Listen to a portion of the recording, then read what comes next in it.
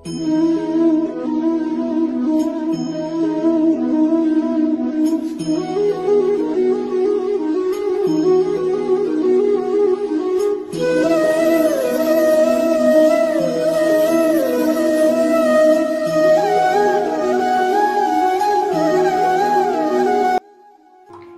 Morning, welcome back to my channel মিতুর কাহিনী পরিবারে তোমাদের সবাইকে অনেক অনেক স্বাগত আর অনেক ভালোবাসা।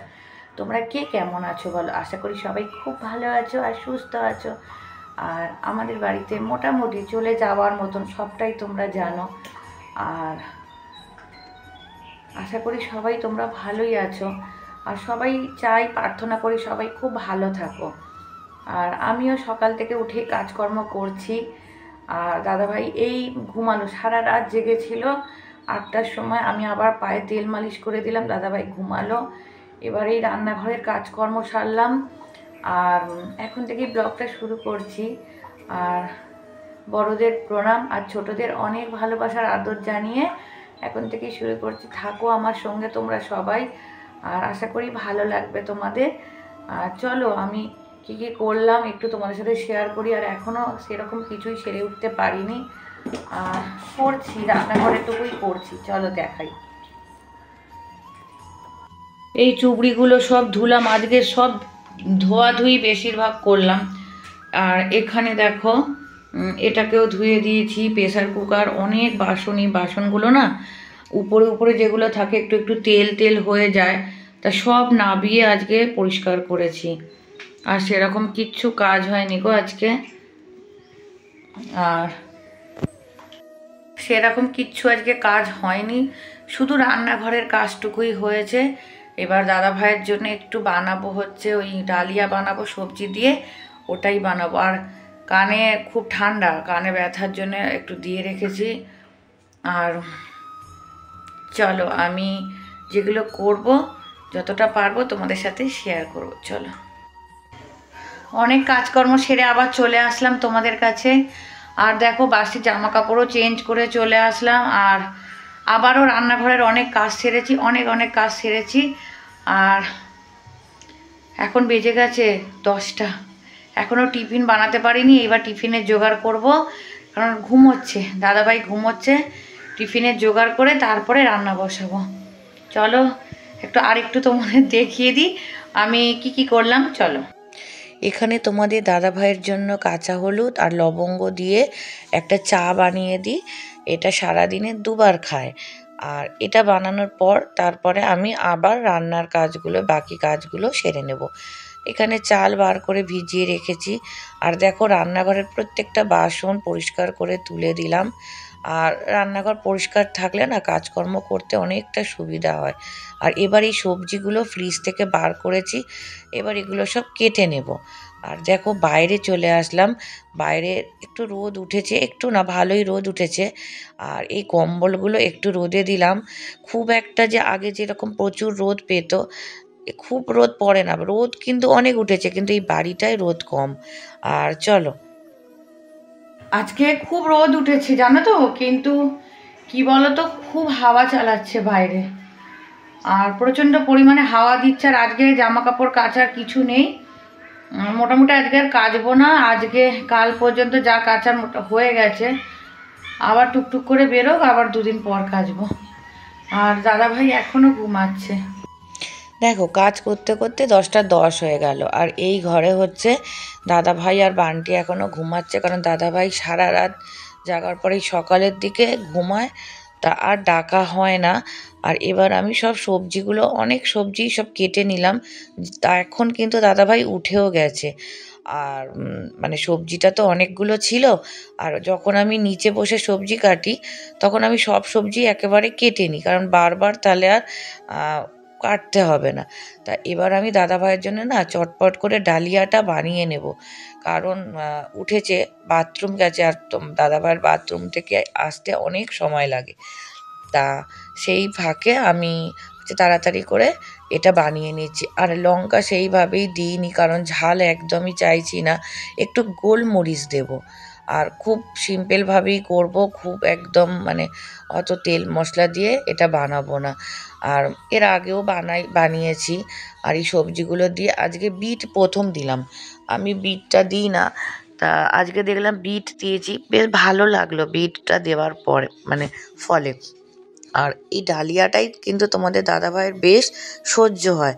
আগে দেখতাম যেটাই হয়তো খাওয়াতাম সহ্য হতো না। আগে দিতাম সকালে মর্নিংয়ে চাল ডাল আলু দিয়ে আর সিটি মেরে দিতাম বাটার দিয়ে, ওটাও খেত। আর এখানে দেখো হলুদ জল ভাতে চালটা তুলে রেডি রেখেছি, কুলেখাড়াটা এটাও বাছাই ছিল, এটাকে ভিজিয়ে রেখেছি, সিদ্ধ করে দেবো। যতটা পারি তাড়াতাড়ি কাজ সারার চেষ্টা করি জানো তো।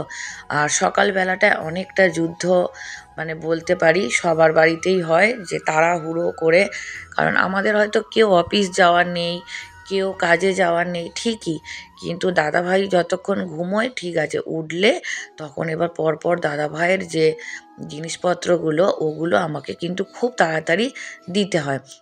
একটা কথা মনে পড়ে গেল, দাদাভাইয়ের যখন প্রথম ক্যান্সারটা ধরা পড়লো তার পর কেউ তো সবাই তো হেল্প কেউ করতো না, তা তখন না কিছু মানুষ আমার মাকে বলতো, তোমার মেয়েকে বলো না দুটো বাড়ি কাজ করতে, কারোর বাড়ি রান্না করতে যেতে।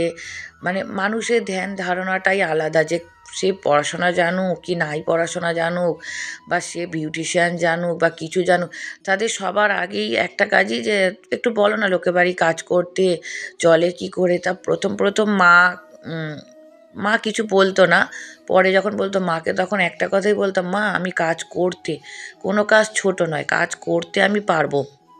কিন্তু তাদের বললো যে আমার মেয়ে যদি ঘর থেকে বেরিয়ে যায়, আমার এরকম একটা প্রতিবন্ধী নাতি আছে, আমার জামাইয়ের যে মিনিটে মিনিটে সেবা ওগুলো কে করবে। মানুষ দূর থেকে অনেক কিছু বলতে পারে, কাছে এসে কেউ সাহায্য করে না। আর আগের দিন যে মাছগুলো আমার ছেলে মায়ের থেকে নিয়ে রেখেছিল, তা এই মাছগুলো আমি বাপের বাড়িতে আবার পাঠিয়ে দেব, কারণ এই মাছ যদি রান্না করি তোমাদের দাদা ভাই কিন্তু চিৎকার করবে, কারণ এগুলো বরফের মাছ তো একটু আষ্টে গন্ধ ছাড়ে। দাদাভাই খুব মাছ, এইসব মাছ করতে দিতেই চায় না, তাই জন্য আমার অনেক পছন্দের খাবার কিন্তু আমি তালিকা থেকে বাদ দিয়ে দিয়েছি। তোমাদের দাদাভাই একদম কিছু কিছু মাছ এইসবের গন্ধ কিন্তু একদমই নিতে পারে না। আর দেখো পেঁয়াজ কলিটা ভাজা হয়ে গেছে, আর এখানে কিন্তু ডালিয়াটা আমি আর একটু ঝোল কমিয়ে নিচ্ছি। আর এই জায়গায় আমি পরিবর্তন করে দিলাম মিকির জন্য চিকেন সিদ্ধটা। আর এখানে হয়ে গেল দেখো, আর মা এসেছে একটু লাউ সাথে নিয়ে এসেছে, লাউ বানিয়েছিল, লাউ নিয়ে এসেছে। আর যেটাই বলছিলাম যে মানুষ না দূর থেকে অনেক কিছু বলতে পারে, আমার সংসারটা আমি জানি। আমি বাড়িতে বসে হোম ডেলিভারি শুরু করেছি দাদাভাই অসুস্থ হবার পর। আমার সংসার আমি কিন্তু বুঝে চালাচ্ছি, কারোর থেকে কিন্তু আমি ধারও চাই না, কারোর থেকে দয়া ভিক্ষাও চাই না। তবু জানি না কেন আমার মাকে যেই দেখা হয়, মায়ের বন্ধুবান্ধবরাই ওই পাড়ার লোকই হোক, তোমার মেয়ে কী করে সংসার চলছে, কি করে তোমার মেয়ে কেন কাজ করে না কিছু, তাদের উদ্দেশ্যে বলছি যে আমি কাজ বাড়িতে বসে করি কি করি, তোমরা তো আমার সংসারটা চালাতে আসছো না, আমার সংসারটা আমি বুঝে চালাচ্ছি। হ্যাঁ সত্যি কেউ সাহায্য করে না, কিন্তু তবু তো আমাকে চালাতে হচ্ছে। আর এই দেখো আজ তোমাদের দাদাভাই দাদাভাইকে দিয়ে অনেক কাজ করিয়ে নিচ্ছি। কী কাজ? দাদাভাইকে এই ঘুম থেকে উঠলো, আর এগুলো মিকির পশম, মানে এত ভরে গেছিলো, তা দাদাভাই এগুলোকে আমি যেহেতু রোদে দিয়েছি এগুলোকে ঝেড়ে নিচ্ছে। আর দাদাভাই এরপর না চান করতে যাবে, তাই বলল যে এই পশমগুলো একটু ঝেড়ে নিই। আর এই যে কম্বলটা দেখাচ্ছি কেন জানো, এই কম্বলটার অনেক স্মৃতি আছে। এটা মা আমাকে হরিদ্বার থেকে এনে দিয়েছিল 500 টাকায়। আমি টাকাটা দিয়ে দিয়েছিলাম, কিন্তু মা কিন্তু আমাকে এনে দিয়েছিল। আর এই কম্বলটা দাদাভাই নিয়ে নিয়েছে, আর যেটা দাদাভাই এখন ঝাড়ছে ওটা দাদাভাইয়ের কম্বল। কেন নিয়েছে জানো? এই কম্বলটা হালকা, আর দাদাভাই যেটা গায়ে দিত ভারী, তা দাদাভাইয়ের খুব গরম লাগে, তাই আমার এই রেড কালারের পছন্দের কম্বলটা কিন্তু দাদাভাই এখন গায়ে দেয়। তা এইভাবেই আমাদের চলছে। আর সবার উদ্দেশ্যে বলি, আমি তো হোম ডেলিভারি করি আর তোমাদের দাদাভাই তো গাড়ি চালায়। এইভাবেই কিন্তু টুকটাক আমাদের চলে যাচ্ছে।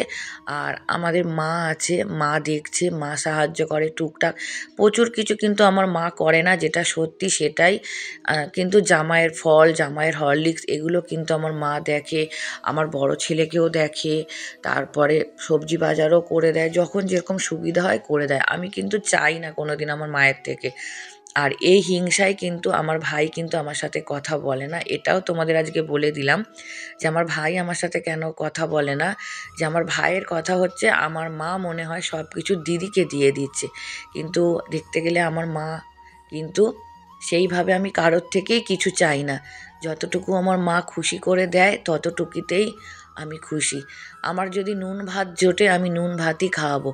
আর মাছটা কিন্তু এখনও ওই বাড়ি পৌঁছায়নি, কারণ চৈতালি তো আসে, তোমরা সবাই জানো, ও একবার করে আসে। তা ও যখন আসবে যাবার সময় মাছটা নিয়ে যাবে। আর ফুলকপিটা জানি না দেখতে এরকম কেন হলো, কিন্তু ফুলকপিটা খেতে কিন্তু খুব ভালো হয়েছে, খারাপ হয়নি। খুব কম মশলা দিয়েই করেছি। আর এতে কিন্তু ওই গরম মশলা, গোটা গরম মশলা একটু দিয়েছিলাম। তরকারিটা কিন্তু খেতে খুব ভালো হয়েছিল। আর আজ কিন্তু মেনুতে এটাই আছে, পেঁয়াজ কালি আলু ভাজা, ফুলকপি। আর দেখো এরপর ঘরে চলে আসলাম। আর এত জামা কাপড় কাচা তো হচ্ছে কদিন ধরেই। আর দেখো গুছিয়েও নিলাম। আর দাদাভাই এই গেঞ্জিটা কিন্তু একদিনের ভিডিও কিন্তু নয় এটা, হ্যাঁ। দাদাভাই এই গেঞ্জিটা 2 দিন ধরে পরে আছে, আজকে চানে যাবে তাই বলল একেবারে খেয়ে নিই তারপর। আর মা এসেছে বললামই, মা এসে গল্প করছে আর আমিও কাজ করছি আর মায়ের সাথে গল্প করছি। আর এখানে দেখো ফল কাটা হয়ে গেল। দাদাভাই হচ্ছে একটু পরে, মানে ডালিয়াটা খেয়েছে তো একটু পরে ফল খাবে। এরপর চলে এলাম কুলেখাড়াগুলো একটু সিদ্ধ করে নেব। আর কুলেখাড়া সিদ্ধ করে নিয়েই হচ্ছে হলুদ জলটা, মানে পরপর না আমার লেগেই থাকে। এই যে হলুদের জলটা সকালে কিন্তু আজকে খাওয়া হয়নি, ওটা একটু বেলায় আমি দিলাম। আর এখানে আবার রেখে দিলাম চাপা দিয়ে বিকাল বেলার জন্য। এটা আবার বিকালে বা রাত্রে এই জলটা তোমাদের দাদাভাইকে আমি দেব। আর এইভাবেই চলো সারাটা দিন আমার চলতেই থাকে, তোমাদের সাথে তাই শেয়ারও করে। এতক্ষণ সব কাজকর্ম শেষ হলো। আর দাদাভাইকে দেখলেই কাঁচা হলুদের জলটাও দিলাম। আর আজ সারাদিন রোজই ব্যস্ততায় কাটে। আর যা যা করলাম সবটাই তোমাদের সাথে শেয়ার করলাম। আর এমনটা নয় যে সত্যি দাদাভাইকে দিয়ে আমি কাজ করিয়েছি, আমি দাদাভাইকে দিয়ে কিছুই কাজ করাই না। কিন্তু এই যে উঠতে পেরেছে, উঠে যে কিছু করছে, এটা আমার কাছে অনেক বড়।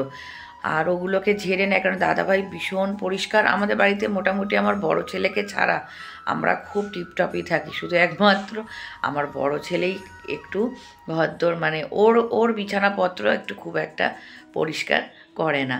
তা সেই জায়গা থেকে দাদাভাই কিন্তু আমরা সবাই ভীষণ ভীষণ খুব পরিষ্কারে থাকার চেষ্টা করি।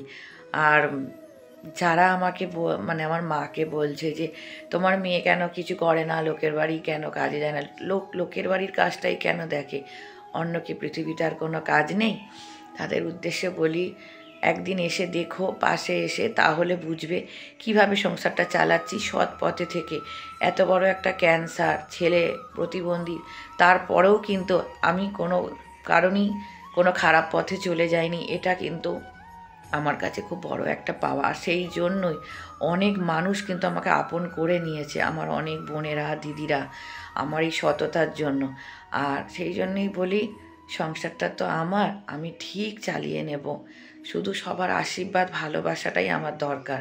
তোমরা এইভাবে আমার পাশে থেকো।